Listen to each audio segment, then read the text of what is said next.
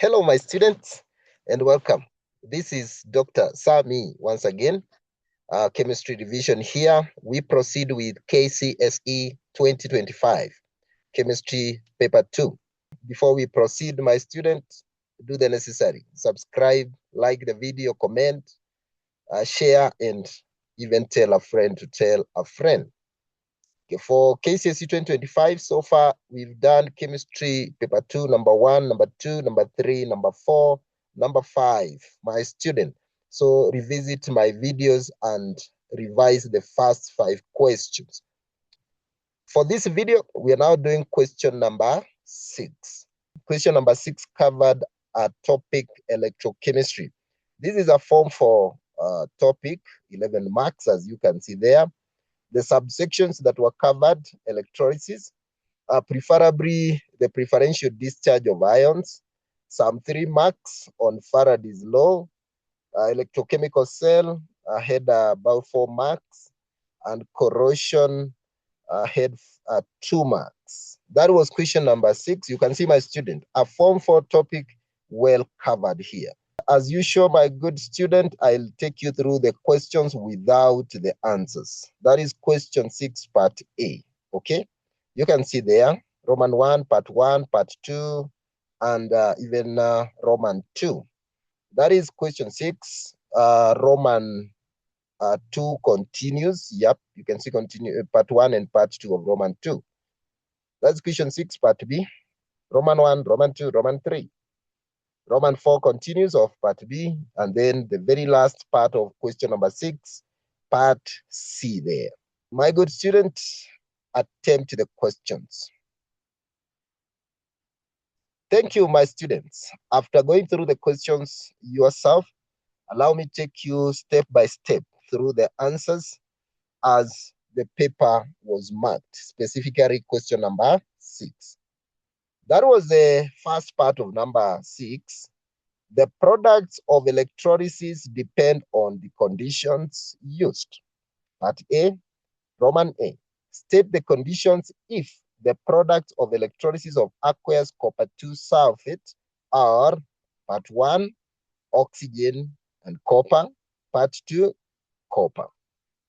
Now, if you consider what you discussed under this topic, there are some factors that affect the preferential discharge of ions at the electrodes.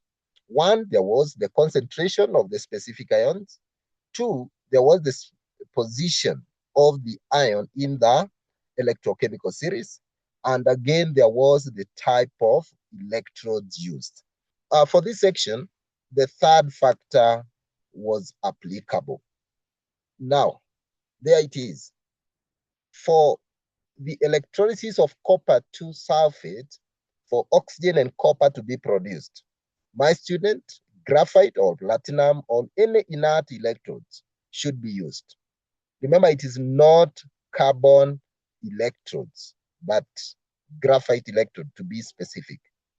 If I want to produce copper, then I should use copper electrodes. That was 6, part A, as it was marked and as the student were expected to respond. Question 6, A, Roman 2.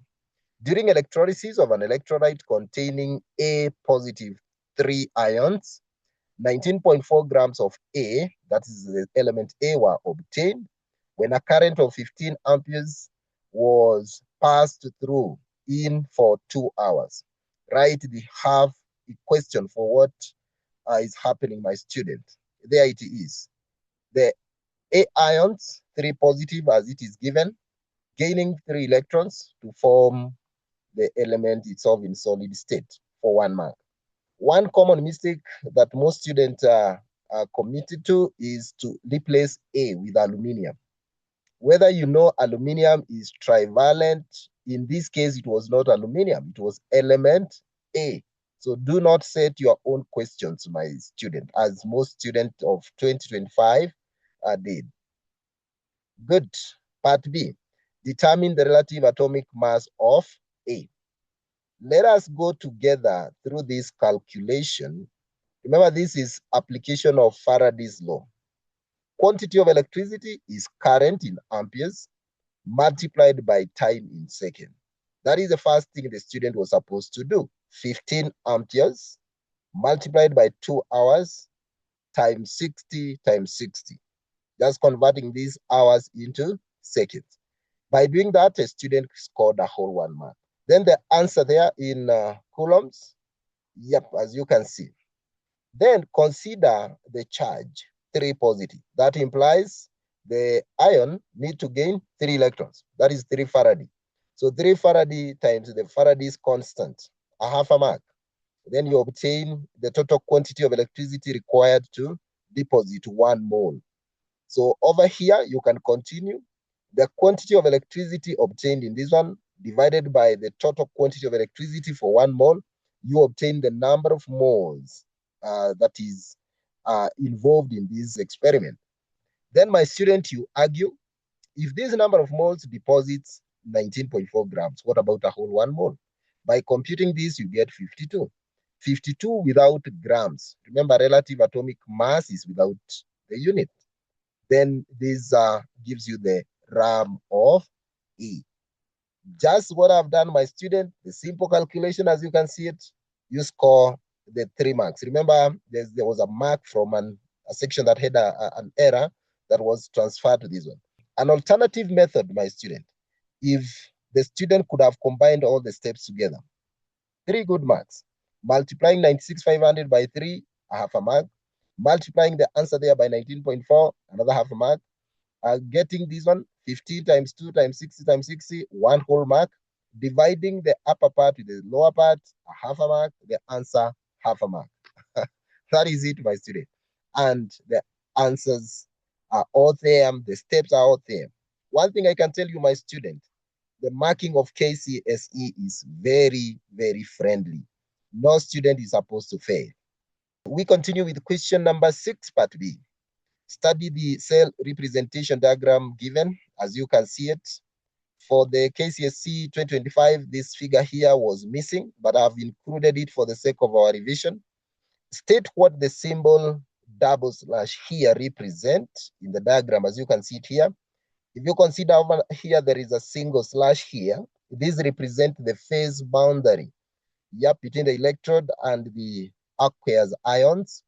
The / my student, represent the salt bridge. You can see there, the salt bridge. Roman 2, write an equation for the reaction that occurs in the cell. There it is. You use this cell representation, my student. The nickel is a solid. It's on the reactant side. The nickel on the other side is aqueous. And you can see even the ions, Ni2 positive. It's on the product side. On the other side, we are starting with silver ions as they are written. And then on the product side should be a silver metal, so silver solid. The balancing of this equation, my student, was key. You must balance the charges. If I have a +2 on the right-hand side, I must have +2 on the other side. So you can see the positives there. That was question 6B, Roman 1 and Roman 2. We proceed, my student. This question, I've just told you, it had an issue. But I have corrected it for the sake of you revising with me. You are given the cell representation as it was before. The E naught for the cell has been given. Now, Roman 3, given that the E naught of silver metal half cell is positive 0.80 volts, calculate the E value of a nickel 2 positive and nickel metal half cell. You are using this. The positive 1.05 volts was obtained from these two. So my student, this one is for the sake of your revision. E cell is given by E reduced minus E oxidized. We say red ox. So in this case, which cell is undergoing reduction? Reduction is the gaining of electrons. So my student, let us go here. Silver ions are gaining electrons to become silver metal. So the cell on the right-hand side is undergoing reduction. And what are you given? You're given the E value of silver half cell, this one. So this is what you say, the positive 0.80 minus the E oxidized. Oxidation is the loss of electron. The nickel metal here is losing electrons to become a nickel ions. So the answer you're given there, the E value for the cell equals to 0.80 minus the X. Then, of course, do the simple arithmetic. Bring this X on this side to be positive, this on this side. Then your answer will be negative 0.25 volts. Good. My students, go and practice. Practice this. Do not fear electrochemistry. Just practice, and I tell you, you'll find it easy to work out.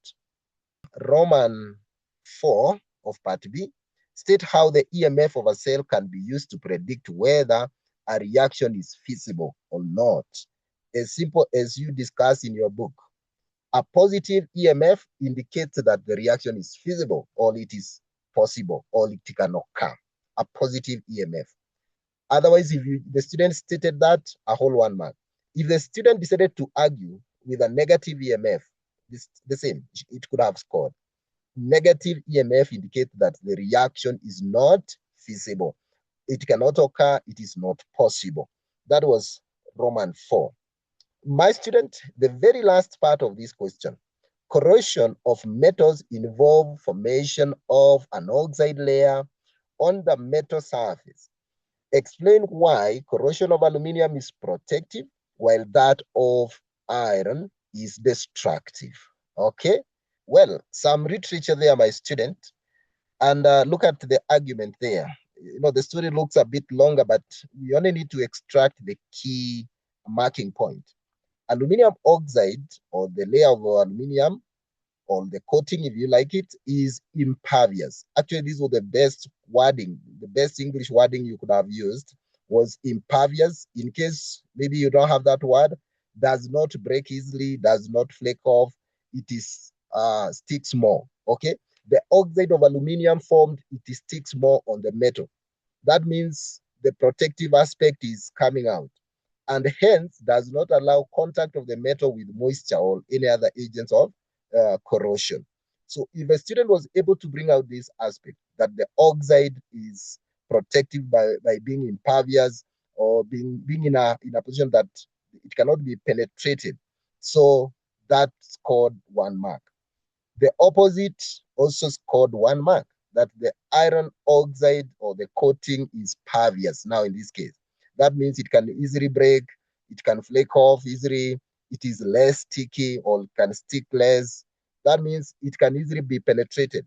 It can expose the metal to agents of rusting, for example, moisture and air or oxygen for this case. This question was a bit tricky for most students, but it's a nice and a very nice application question for electrochemistry there.